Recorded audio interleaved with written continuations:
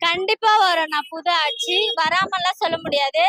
அதுக்கோசம் தான் அண்ணன் வராரு. மெயினா பெண்கள் பாதுகாப்புக்கு தான் வராரு. மெயின் இந்த குழந்தைங்களுக்கு சின்ன வயசு குழந்தைனாலதான் அண்ணன் தளபதி வராரு. கண்டிப்பா பெண்களுக்கு பாதுகாப்பு உண்டு. எங்க அண்ணன் வந்தா அது கண்டிப்பா நடக்கும்.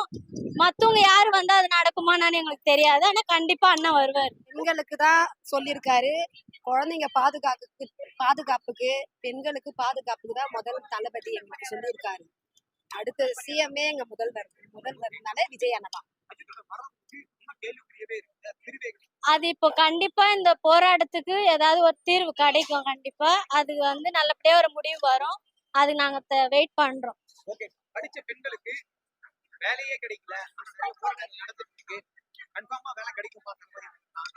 அவரு வந்தாருன்னா கண்டிப்பா நடக்கும். அவரு சொல்லிதானே இப்ப ரோடு எல்லாமே சரி பண்றாங்க. அதனால கண்டிப்பா அதையும் நல்லபடியா நடக்கும்.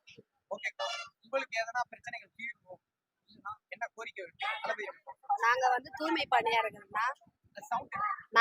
தூய்மை பணியாளர்கள் வேலை பார்த்துட்டு வந்திருக்கோம். மு.க. ஸ்டாலின் சொன்னாரு 2019 நான் முதலமைச்சரா வந்தேன்னா என்னுடைய முதல் கையெழுத்தே தூய்மை பணியாளர்களுக்கு தான் சொல்லிட்டு மு.க. ஸ்டாலின் ஐயா சொன்னாரு. இதுவரையிலுமே அவரு எங்களுக்கு எந்த ஒரு உதவியும் பண்ணல. எங்க அண்ணன் வந்தாருன்னா எங்களுக்கு கண்டிப்பா பண்ணுவார் என்ற ஒரு நம்பிக்கை எங்களுக்கு இருக்குண்ணா. நாங்க நம்புறோம்.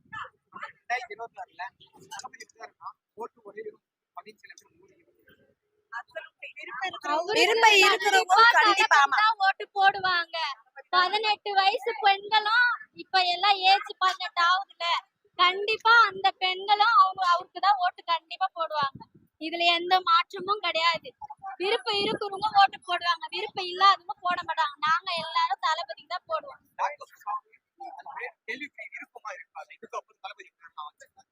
கண்டிப்பா இருக்கும்ண்ணா. கண்டிப்பா இருக்கும். மாறும். எல்லாமே மாறும்.